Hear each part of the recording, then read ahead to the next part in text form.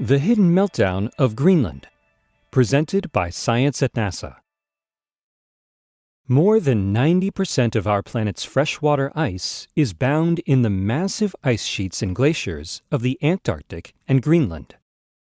As temperatures around the world slowly climb, meltwaters from these vast stores of ice add to rising sea levels. All by itself, Greenland could bump sea levels by 7 meters or 23 feet if its ice melted completely. And it's melting. In August 2014, Eric Renaud, a glaciologist working at the University of California, Irvine and NASA's Jet Propulsion Laboratory, led a team in mapping ice cliffs at the front edges of 3 outlet glaciers in Greenland. The researchers found cavities that undercut the base of these leading edges that can destabilize the ice front and enhance iceberg calving, the process where parts of the glacier break off and float away. In Greenland, we have melt rates of a few meters a day in the summer months, says Renaud. What's causing this big thaw? Renaud's team found that Greenland's glaciers flowing into the ocean are grounded deeper below sea level than previously measured. This means that the warm ocean currents at depth can sweep across the glacier faces and erode them. In polar regions, the upper layers of ocean water are cold and fresh, he explains. Cold water is less effective at melting ice. The real ocean heat is at a depth of 350 to 400 meters and below.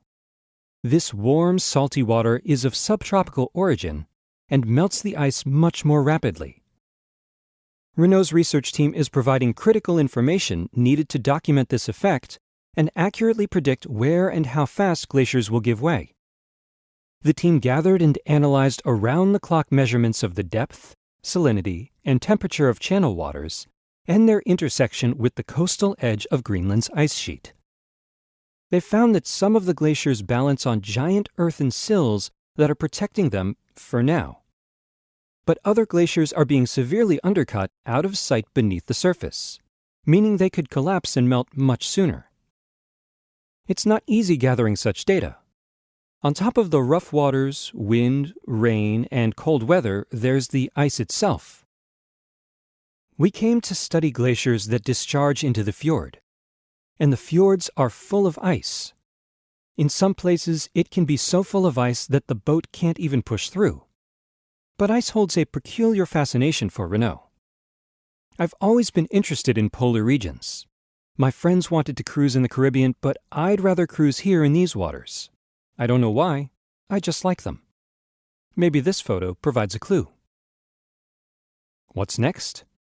OMG, answers Renaud, and he's not using chat speak. OMG stands for Ocean Melting Greenland, the name of a new NASA-funded 5-year project that will take their investigation even further, to the 4 corners of Greenland by ship and by plane. We hope that the data collected will be a game-changer for studying ice-ocean interaction in Greenland, says Renaud. It will help modelers make better projections of Greenland ice sheet melt in the future. Renaud's results have been accepted for publication in the journal Geophysical Research Letters and are now available online.